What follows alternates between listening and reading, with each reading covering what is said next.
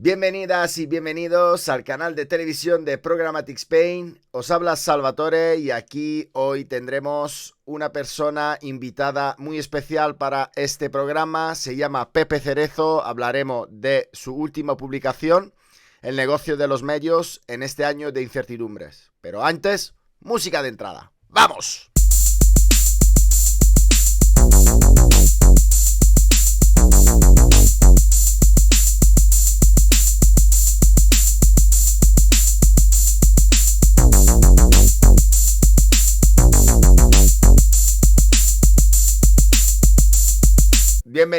Bienvenido Pepe Cerezo a este episodio de Programmatic Talk tan especial. Gracias, Salva. Un placer. Estamos entre amigos y socios. Amigo, socio y lo que sea. Bueno, la verdad que, al final he entrevistado a tanta gente y al final, entre libros publicados y papers que publicas, nos faltabas tú. Y dije, tenemos que ir a por la entrevista con Pepe. Y nada, aceptaste, así que muchísimas gracias por estar aquí. Gracias a ti, siempre encantado. Bien, mira, después de tu último libro, de construyendo el negocio de los medios digitales, algo así se llamaba el título. Sí, eso eh, es. bueno, pues has publicado un paper que yo, aun teniendo acceso a él, porque siendo socio de Programmatic Spain tengo acceso a él, me he comprado porque llevas años, ayer lo decía, ¿no? Llevas años en este negocio como consultor independiente y tu opinión siempre está muy aséptica, muy agnóstica y además no eres una persona de las que dice todo mierda o todo bien, ¿no? Siempre te da un punto de vista bastante interesante y sí que el título ya traía interés, ¿no? El negocio de los medios ante el año de incertidumbre, ¿no? Ujú. Así que, bueno, ¿quieres hacer una introducción? Sí, ¿Por qué lo hiciste? vale. Respecto a lo que decías, vale, rehuyo de algo que adolece mucho el sector, tanto de la publi como del mundo de los medios, que es el mal llamado gurú, ¿no? De intentar, intentar explicar, ver algo que los demás no ven, ¿no? Como diciendo, tengo una bolita mágica y lo quiero, y os voy a decir yo que soy muy listo para dónde va. Yo siempre rehuyo de eso. Entonces, no es tanto ser aséptico, porque sí creo que tengo posicionamiento, creo que he sido de las personas que más ha apostado por los modelos de suscripción para los medios como alternativa al modelo publicitario del clickbait, ¿no? No contra el modelo publicitario, sino contra el modelo publicitario del clickbait, que es diferente. Entonces siempre, o sea, no es un posicionamiento aséptico, sino intento siempre basarme en datos hacia cuáles son las claves del mercado.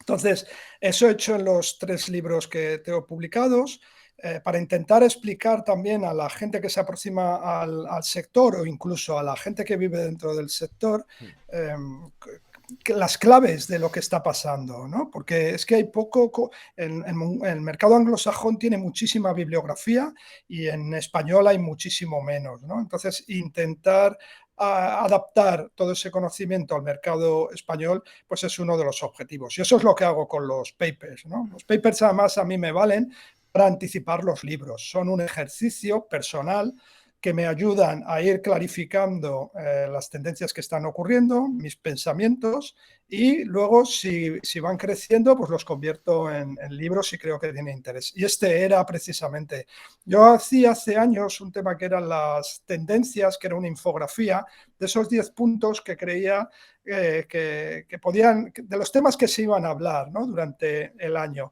pero se quedaba un poco descafeinado, precisamente porque solo, además se repetía todo, el año del mobile, el año de la inteligencia artificial, el año Ya, del el año dato, de mobile fue como, ¿sabes? Yo me acuerdo que un duró, año duró una década.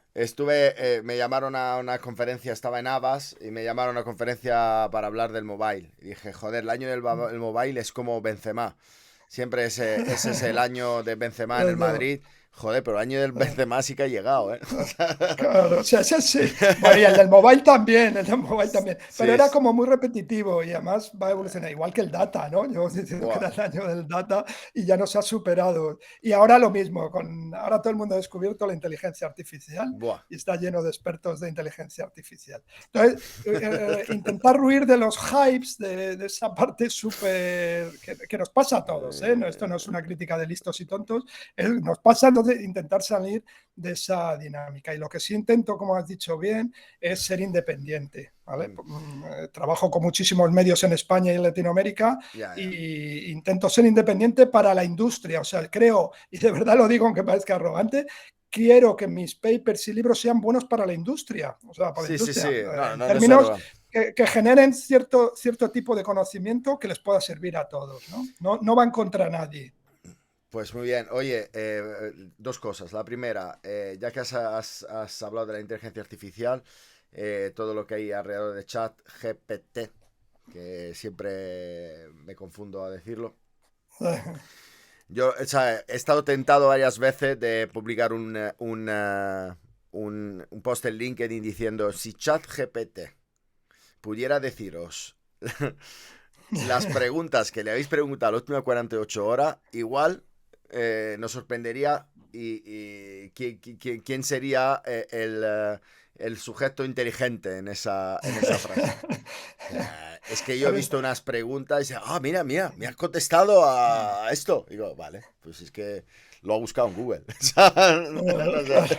Ha copiado y pegado, ha hecho lo que hace la mitad de los integradores. Y tal. Bueno, Pero bueno, hay una parte de, joder, la tecnología nos pasa, ¿eh? Llevamos 2 décadas, pero nos pasa ese factor de deslumbramiento constante, ¿no? Que nos deslumbra cosas que no lo son tantas. No ponemos el foco en el peligro normalmente de cosas que hacemos regularmente, de pérdida de privacidad. Ahora me interesa mucho todo lo que tiene que ver con la economía de la atención y el impacto que tiene en la educación, en la formación, en miles de factores, y nos quedamos ahí obnubilados haciendo preguntas lo que tú dices. No, puede hacer una declaración ¿cómo se llama? De los valores de las empresas, o puede hacer como si fuera una sentencia de un juez, y dice, joder, se ha copiado, ha pegado y ya está, ¿no?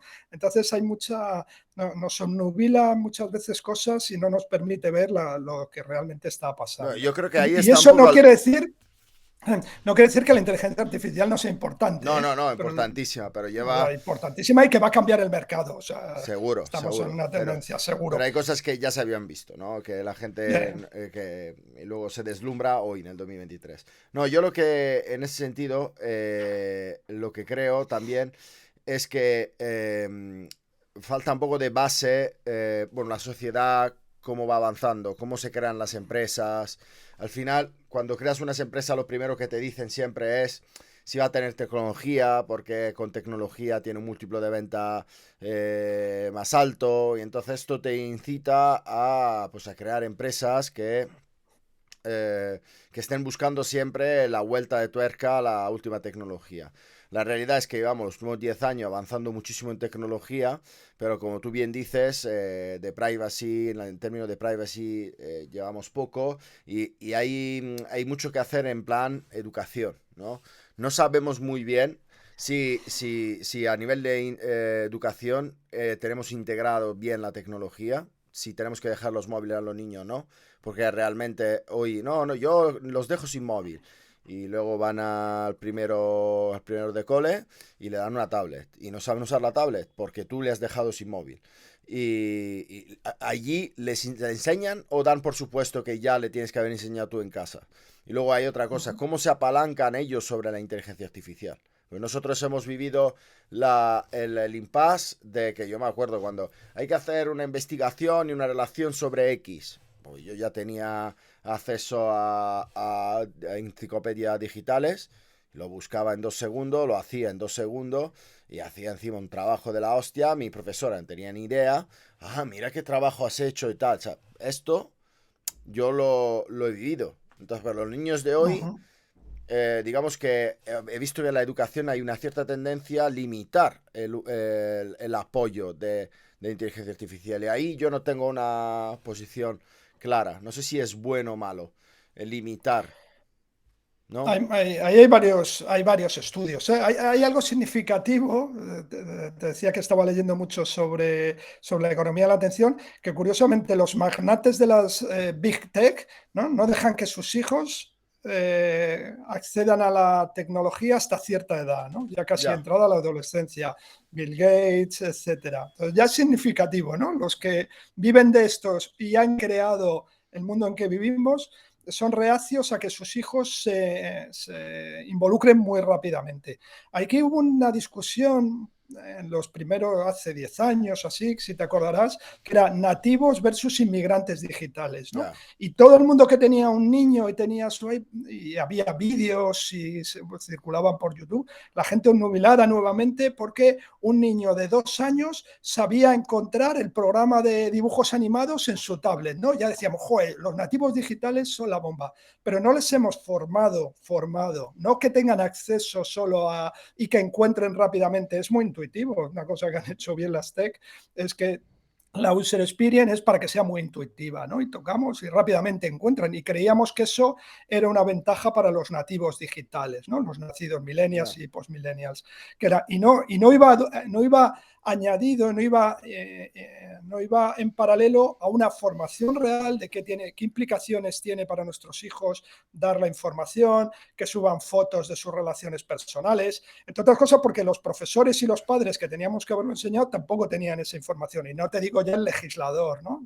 No, no, no, Yo no, no. siempre en paralelo, todo lo que hablemos de educación, de tecnología, de negocio, no, para mí, y es una obsesión también, es el papel del legislador. Y el legislador, el legislador son los que generan las leyes, ¿no? Los gobiernos de turno del Estado, y lo lejos que está de todo lo que tiene que ver la tecnología, el impacto social de la tecnología, ya sea creación de empresas. Y ahí quería hacer, estamos aquí muy orientados en España, hay que crear pymes, servicios, pero no lo vinculamos a lo que tú has dicho. Si no están vinculadas a la creación de tecnología, valen poco. Valen poco. Y eso es otra de las cosas para la escalabilidad, para el Ya, futuro, pero que que nos queremos tengamos forrar empresas todos. tecnológicas. Nos queremos forrar todos. De todos modos, Pepe, lanzo una noticia aquí y lo estoy trabajando. Yo voy a hacer una serie de vídeos de cómo se compra en e-commerce. Porque yo creo que nadie ha enseñado a la generación actual a comprar. Y de hecho, el índice de esto es que si quieres trazar un journey de cómo la gente se comporta en e-commerce, es complicadísimo llegar a trazar un journey que sea... Tú cuando vas al supermercado, ¿qué haces? Coges el carrito, todos cogen el carrito, o el pequeño, o hay alguno que se resiste y le ves ahí con cuatro objetos ahí mandando que le caen las cosas y tal, pero más o menos está estandarizado. Vas por el pasillo, no encuentras, preguntas, si lo encuentras, vas, paga, tal. El journey es bastante easy y bastante entendible porque nos lo han enseñado a hacer así. Claro, En llevas digital, años en digital no nos trabajándolo. han dicho nada, no nos han dicho qué significa las 5 estrellas, no nos han dicho por qué un post sale antes, un post sale después, qué significa los comentarios, qué significa esto. No nos han dicho nada, cómo comparar los objetos, por qué tenemos que comparar los objetos, cómo pensar en la sostenibilidad antes de comprar y saber que no te valga. Todas estas cosas yo creo que tenemos que hacerlo. Pues eso llevado al mundo de los medios, los flujos de suscripción es precisamente eso, ¿no? Y Claro. el análisis del funnel y luego la usabilidad para el flujo de pago. Ahí se ha avanzado, pero estamos todavía a años luz de los modelos de pago, de los modelos de fricción y no fricción, los modales, los modelos de cómo ofrecer las suscripciones, el pricing para que vayas al que está anclado y te llame la atención. Ahí los modelos anglosajones están mucho más avanzados, pero aquí tenemos mucho trabajo que hacer. Y era un poco en el libro de las suscripciones, precisamente, hablo de Así. eso, ¿no? Yo del paper destaco tres argumentos, ¿vale? Que quiero abordar contigo, ¿vale? El primero, el de la suscripción, ¿vale? El segundo es el del cerreo, ¿vale? El tercero es el del retail media, obviamente, sabes perfectamente. que es un tema que me importa bastante, Sí, sí. ¿no? Entonces, Esta parte del paper está afectada por nuestras conversaciones sobre retail media y el evento que hicimos de programático. O sea, no puedo engañarte. no, sí, a ver, empezando por el principio, más suscripciones, mejor publicidad, ¿vale? Es el Ujú, título de... sí. Vale, o sea, yo creo que lo resume bastante bien, pero te voy a hacer una pregunta que ya te he hecho en privado. Es, primero, ¿están funcionando las suscripciones o hemos llegado a un punto de saturación? Y la segunda es, ¿hay microsuscripciones? Es decir, ¿puedo pagar por ver un vídeo, por un contenido? Se está implementando? ¿Se ha implementado? ¿Se ha aprobado? Ujú, hay mucho. Bueno, empezando por la primera. ¿Están funcionando las suscripciones? Depende. Ayer salieron datos del New York Times que está casi en los 10 millones de suscriptores. Para el New York Times están funcionando. Ya representan el principal ingreso de todo el New York Times son las suscripciones digitales, ¿no? Entonces, de todo su ser de revenue. Vale. Cuando nos vamos a otros mercados, pues ya tenemos que poner la lupa, ¿no? Y es lo que nos pasa también, como decía antes, todo lo que le funciona al New York Times no tiene por qué servirnos a los demás. Y no todo el mundo es el New York Times. Lo que sí nos sirve son claves para identificar hacia dónde vamos. Aquí ha habido un problema con las suscripciones, llegamos tarde, eh, casi 5 años por detrás de muchos de los que ya habían empezado en la segunda época de las suscripciones, porque las suscripciones se probaron en los primeros años 2000, no funcionaron a nivel mundial, la tecnología no estaba preparada, no había conocimiento, los usuarios no estaban preparados, hubo una travesía del desierto en la que parecía que las suscripciones nunca iban a llegar, el pago por el contenido era imposible, se suponía, y desde la llegada de, no solo, pero coincide con el Brexit, la llegada de Trump, hay un despegue de la apuesta por el valor del contenido y del pago, ¿no? De lo que se llama el Reader Revenue, el ingreso directo del lector. Entonces, cuando vamos, en España llega tarde, no tenemos las organizaciones preparadas. Había habido un mantra por las propias organizaciones periodísticas y de contenidos diciendo que nos pasó un poco como la piratería, que somos sociológicamente y tenemos un ADN que somos piratas por naturaleza, nos vendían y que nadie paga. Bueno, hay circunstancias, no es que tengas un marchamo, no hay una mutación genética de que los españoles no paguen. Tenemos más dificultades por otros factores, pero no es una mutación genética. Es de contexto, pero se daba por supuesto que aquí nunca iba a funcionar. Entonces llega la pandemia, el mundo ya había empezado por su influencia de RCS de Italia a explorar el modelo de suscripción. Había algún otro, Prensa Ibérica y tal, pero eran tangenciales en el mundo local. Entonces, con la pandemia, de repente empiezan a salir el Confi, bueno, casi todos los medios, el país también. Ahí coincide también con un paper que publicó en pandemia sobre el impacto de las suscripciones y yo creo que en algunos sitios ayuda a tomar decisiones, dicho por ellos. Entonces, empiezan a tener unos resultados muy buenos, porque en la suscripción, en la pandemia, se cambia el hábito, que es algo que digo aquí también. El modelo de negocio va vinculado a los cambios de hábito de consumo de los usuarios. Pasa en el e-commerce, ha pasado, pero también en el consumo de medios. Entonces, empieza a ir bien un poco por la propia inercia, ¿no? Entonces, fenomenal. Pero termina la pandemia y todo ese aprendizaje que se había hecho se queda un poco porque las circunstancias han cambiado, ¿no? Y sigues haciendo lo que pensabas. Y entonces empieza a haber preocupación. El problema de los medios también es que tienen, por las propias necesidades del negocio, la caída de las rentabilidades y demás, pues necesitan resultados a muy corto espacio de tiempo. Y entonces se empieza a poner todo el mundo muy nervioso y a bajar precios, ¿no? Porque aquí depende esto es como elemental de escuela de negocios, depende qué KPIs, qué objetivos, qué Smart Goal quieras obtener, haces una cosa u otra. Entonces, cuando nos dicen, no sé quién ha conseguido, no sé cuánto, 1 millón de suscriptores, ¿vale? Si el objetivo es conseguir 1 millón de suscriptores, tú y yo lo podemos conseguir mañana con cualquier cosa, lo regalas, Ya. ¿no? O si nosotros decimos mañana en Programmatic, te vamos a dar un jamón por suscribirte, ¿no? Pues ¿cuánta gente se suscribiría? Bueno, Cientos, ahí miles. está la prueba, ¿eh? Hemos puesto la suscripción gratis a cambio de contenido y se ha suscrito un montón de gente, ¿eh? Claro, eso es. Cuando empiezas a cobrar o cuando empiezas a dar es cuando no te funciona el resultado. Entonces, dos cosas para ser muy breve. Las suscripciones hay que mirarlas a medio y largo plazo. Creo que es el modelo de subsistencia de los medios, de una gran parte de los medios, todo eso que llamamos los medios de calidad, ¿no? De referencia, la suscripción para hacer información de calidad en el siglo XXI. Yo más que información de calidad, para crear comunidades de interés vinculadas a contenidos de calidad, Hmm. el modelo de suscripción va a ser el fundamento, ¿no? Eso quiere decir, o que tiene varias implicaciones, que no todo el mundo va a poder tener ese modelo porque no tiene ese modelo de creación de comunidades de alto interés de gran calidad.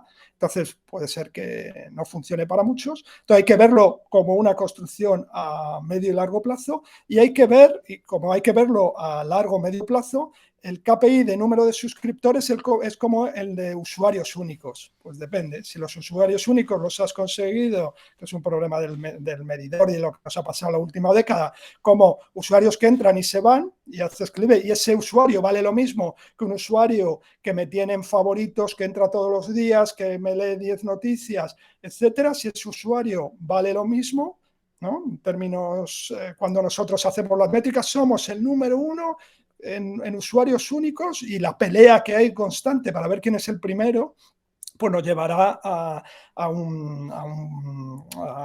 que colapse el modelo. Por eso esto es un trabajo de lluvia fina, de mucha estrategia, de mucho conocimiento y unificar suscripciones con la otra pata que es la publicidad. Se necesita también buena publicidad, mejores formatos. Se investiga poco en desde el punto de vista de los medios, nuevos formatos adecuados para este nuevo modelo de suscripción, Yo ¿no? sinceramente, ¿eh? Y ahí saltamos a lo del CRO. En cuanto a Sí, publicidad, yo prefiero el interstitial inicial a los anuncios en una página que en un mobile no dejan ver el contenido. De ninguna de las maneras. O sea, y me voy a la jugular de algún medio italiano, porque aquí no me quiero meter en... sí. Pero la República y la Gazzetta son inleíbles.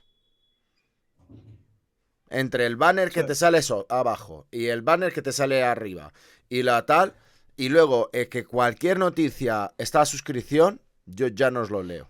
Ninguno de los dos. Entonces, prefiero que sea como la tele. Antes del contenido, 7 anuncios. No lo sé. Es que lo prefiero.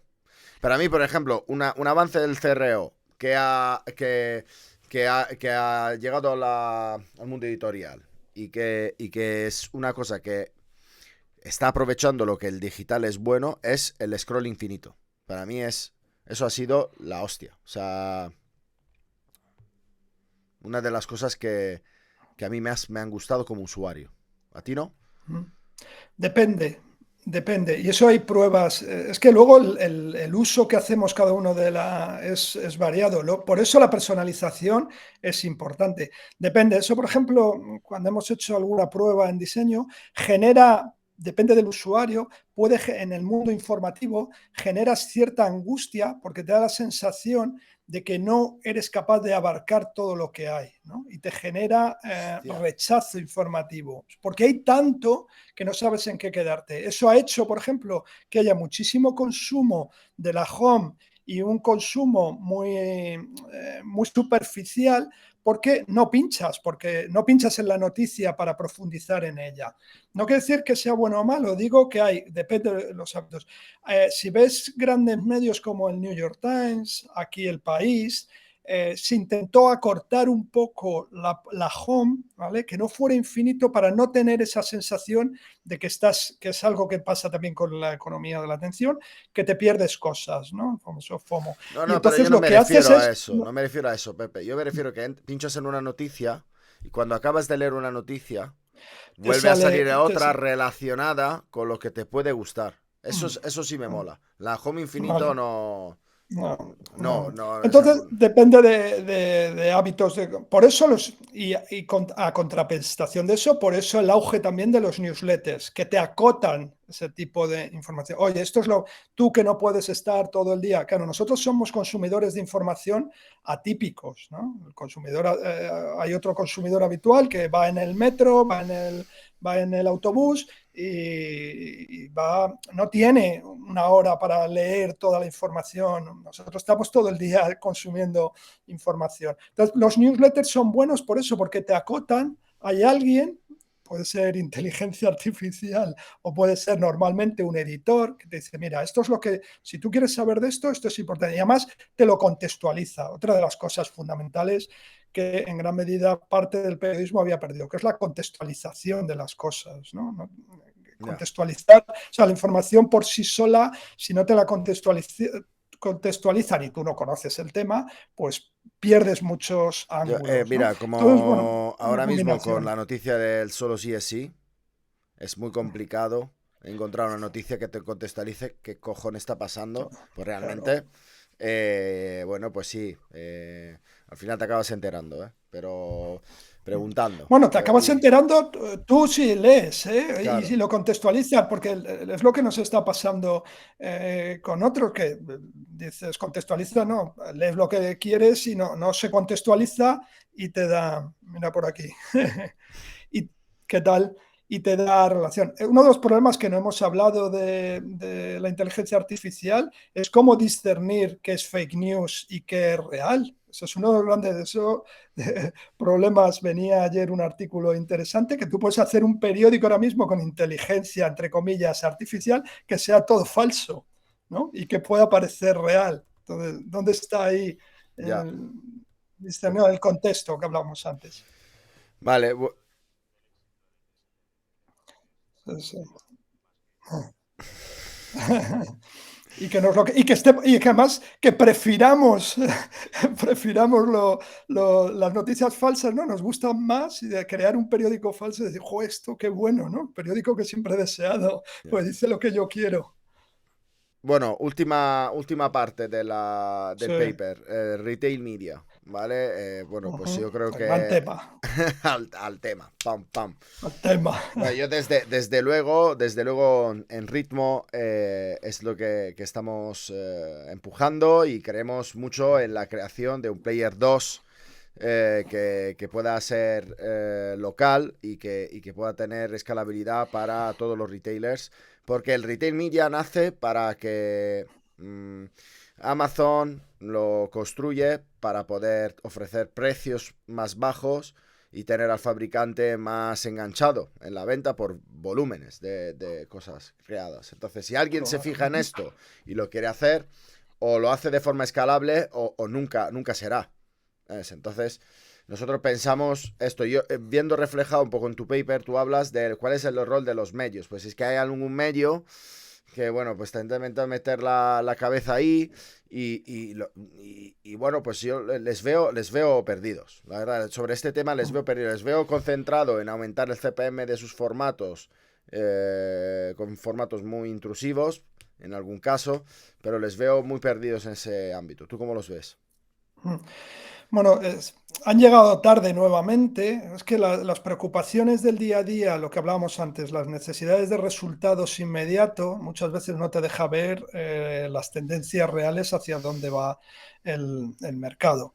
Entonces, y al mismo tiempo las modas, ¿no? Es que de repente llegan las modas de TikTok, o modas o tendencias, y de repente toda la organización se pone en marcha ahí y dejas desamparada otras líneas estratégicas. Y el retail media es una línea estratégica de ingresos porque es otra de eso que llamamos, si ponemos en el paper como la tercera ola publicitaria, veremos, ¿no? Si es de esa magnitud o no, pero ¿qué rol tienen que tener los medios en este nuevo ecosistema? No hay una reflexión, creo, real sobre ello. Lo mismo, probaron en su día en crear e-commerce como locos, ¿no? Pensando que porque tenían mucho tráfico podían vender camisetas, intentando llevar el mundo offline de las promociones, que durante décadas fue uno de los grandes sustentos de la venta del domingo, ¿no? Entonces, llevar ese modelo al modelo digital, es decir, creo una tienda e-commerce, ¿no? Como yo vendía, cuando ponía camisetas los domingos regaladas con el periódico o cafeteras,